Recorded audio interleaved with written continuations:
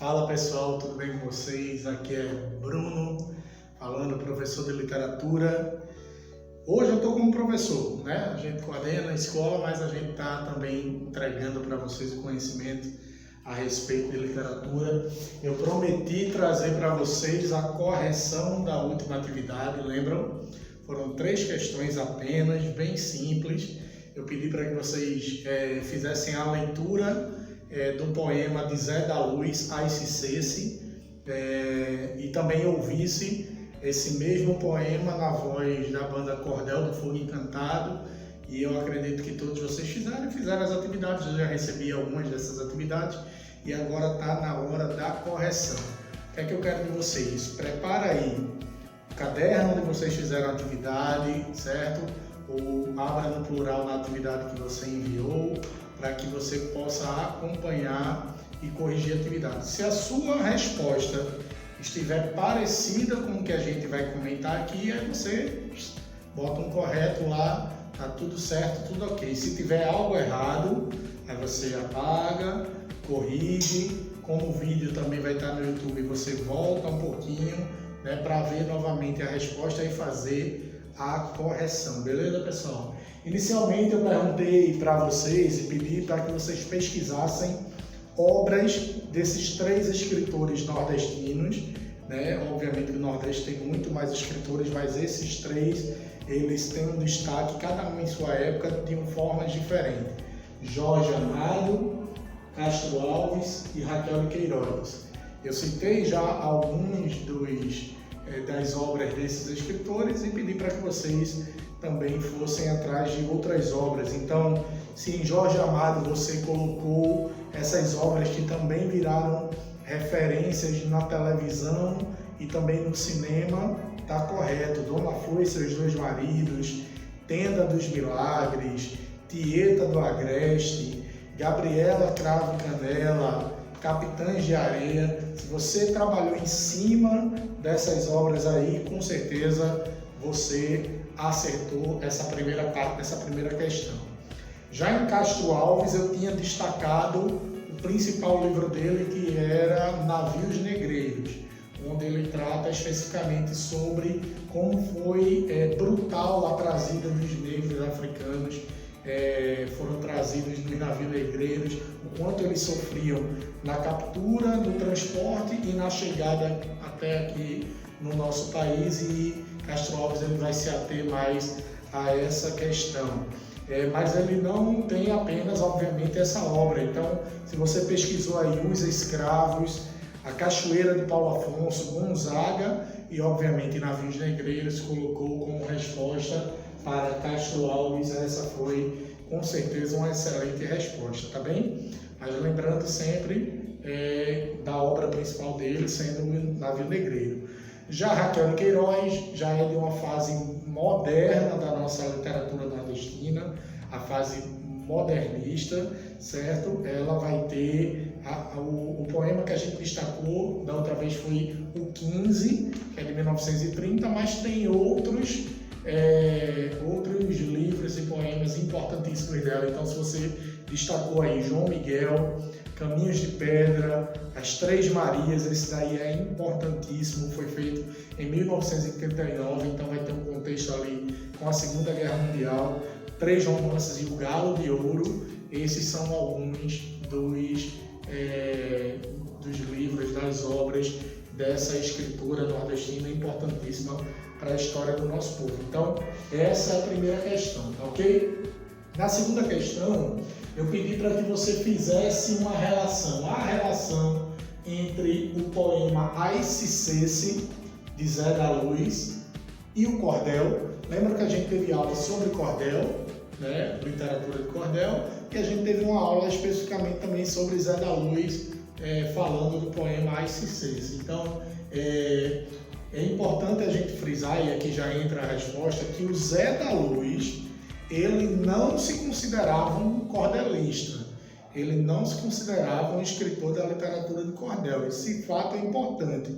Porém, a estrutura do escrito de Zé da Luz, ela se assemelha muito com a literatura de cordel? Então, eu posso dizer que essa resposta pode ser sim e pode ser não. Não porque o autor não se considerava um cordelista, e por não se considerar esse fato precisa ser respeitado, é como o autor encontra a sua própria identidade.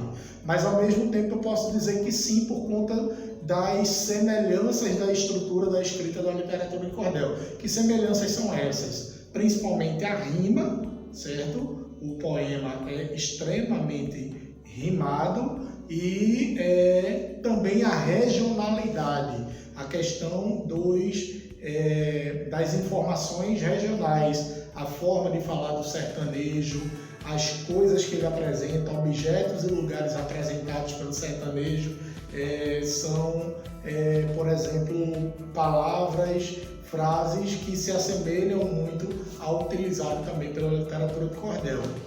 De quebra, eu coloquei aqui para vocês também algumas das obras de Zé da Luz também.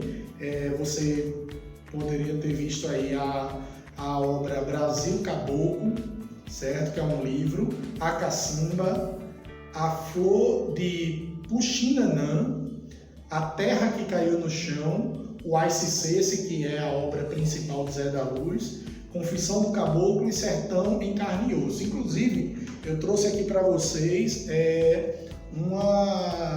esse Sertão em Carne e Osso, porque eu pedi para que vocês transcrevessem, não é, um texto, um dos poemas de Zé da Luz, para o caderno, no plural. Eu pedi para que vocês fizessem, eu vou ler. Pode ser que alguns de vocês escolheram esse, que é Sertão em Carne e Osso, outros podem ter escolhido outros, mas aí não tem problema algum. Se você colocou algum desses poemas, estará muito bem feito. Sertão em Carne e Osso diz assim: no romper das alvoradas, quando alegre a passarada se desmancha em cantoria, anunciando ao sertão a sua ressurreição, no despontar do outro dia.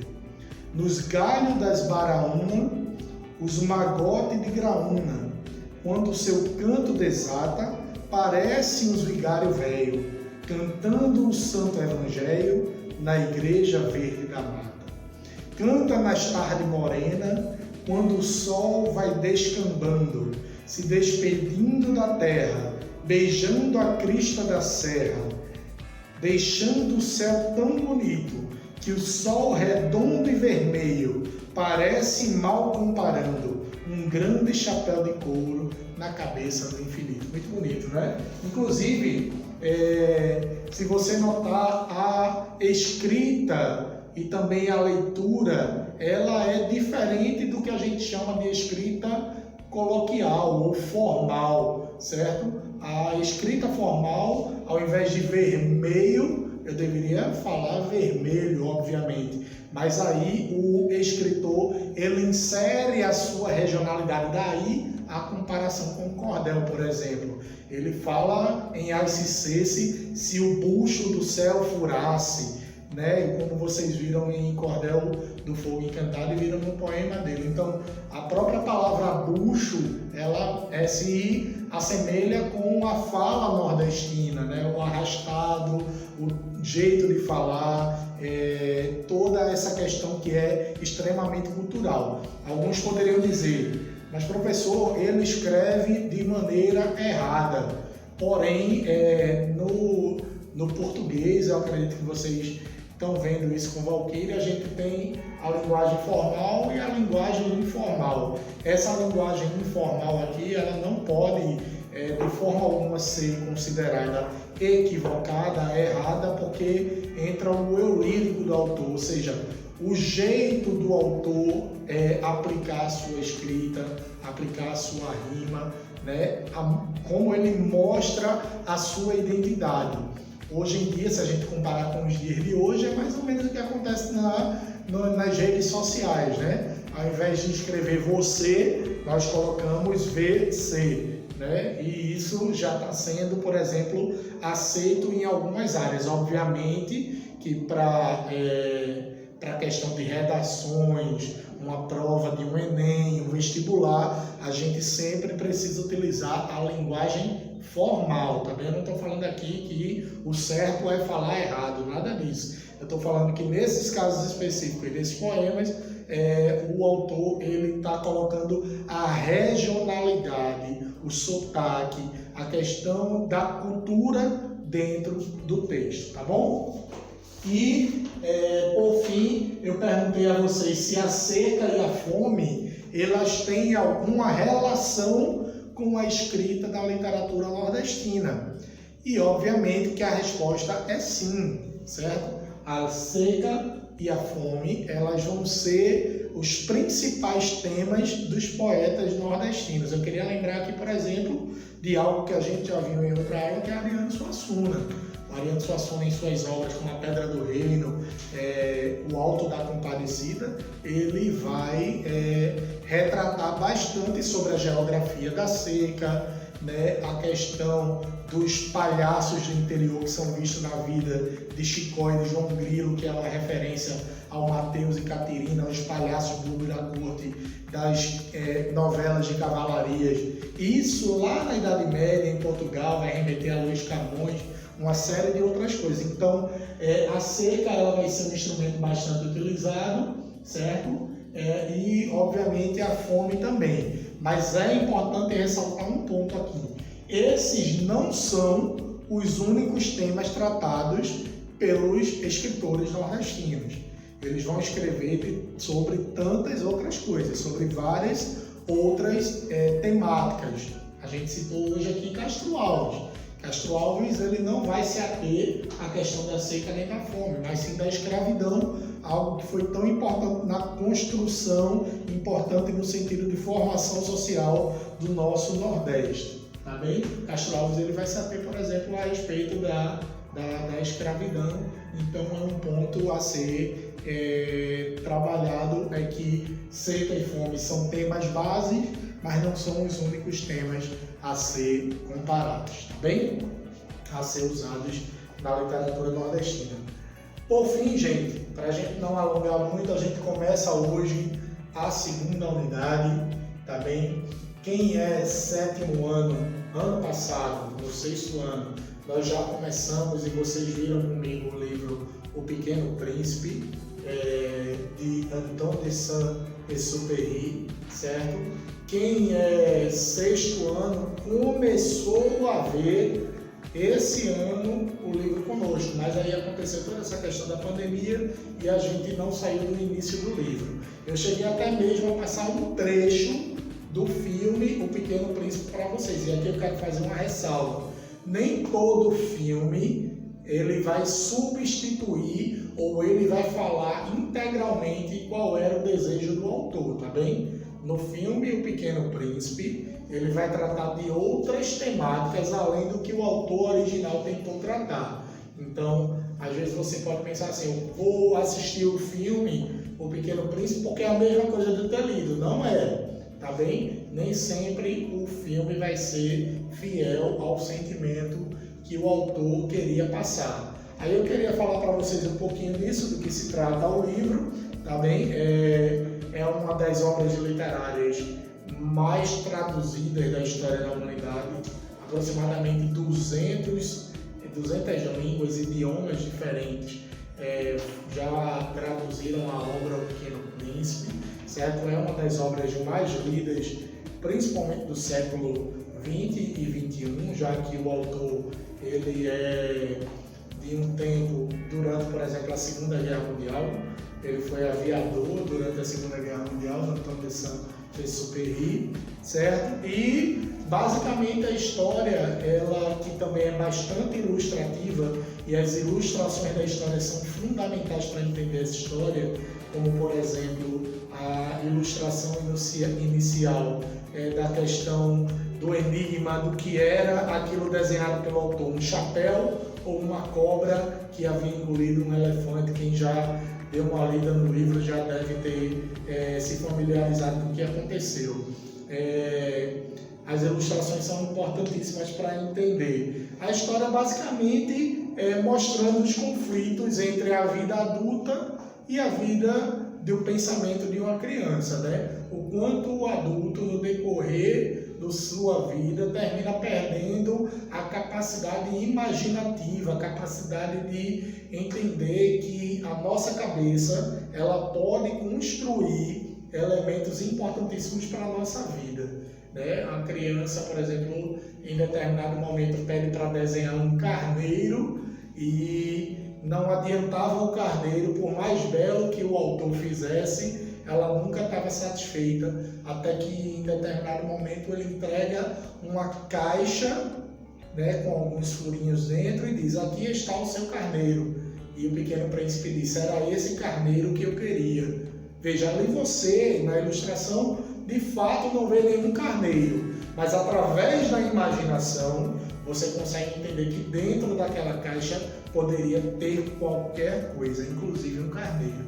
Então esse conflito de gerações, esse conflito de tempo, de adulto versus criança, ele vai ser a temática principal do livro. E é essa temática que faz o livro ser tão bacana, tão gostoso de ler. E eu quero sugerir aqui para vocês que leiam o livro também, no ritmo de vocês, naquilo que dá para vocês fazerem. E, inclusive, quem não tem acesso ao livro físico, é muito simples de encontrar no Google o livro digital. Tá bem? Você coloca assim, o Pequeno Príncipe PDF, e com certeza o primeiro ou o segundo site já vai estar com o livro na forma digital, onde você pode ler no celular ou no computador, e será bem bacana. A prática da leitura nesse momento é muito importante, principalmente uma leitura tão simples como essa. As crianças mais velhas, 8º e 9º ano, que nós havíamos planejado outros livros um pouco mais densos, aos poucos nós vamos tratando sobre a vida e a obra desses autores. Por exemplo, a gente no ano iria tratar Memórias Póstumas de Brás Cubas, de Machado de Assis, né? Ainda vai ficar de pé, e no decorrer do tempo a gente vai chegar também nessas obras, obviamente que adaptando para as crianças menores também, tá bom? Então, o que é que eu quero que vocês façam agora, depois de eu falar tanto? Façam uma pesquisa sobre o autor do Pequeno Príncipe, Antoine Saint-Exupéry, é francês, tá bem? E sobre outras obras desse autor. Ele não escreveu apenas O Pequeno Príncipe, essa é a obra principal dele, certo? Mas ele escreveu outras. Você escreve lá quais as 3, 4 obras principais, e também sobre a vida dele, a biografia dele, onde nasceu, certo? Como foi a construção da sua vida até chegar na história do Pequeno Príncipe. Eu agradeço a audiência de vocês, desejo um excelente final de semana, aula de literatura toda sexta-feira. A gente encerrou a primeira unidade com literatura nordestina, começamos a segunda unidade a todo vapor com o Pequeno Príncipe, acreditando que todos vocês vão conseguir fazer todas as atividades e se dar muito bem. Forte abraço, Deus te abençoe e até mais. Beijo na alma.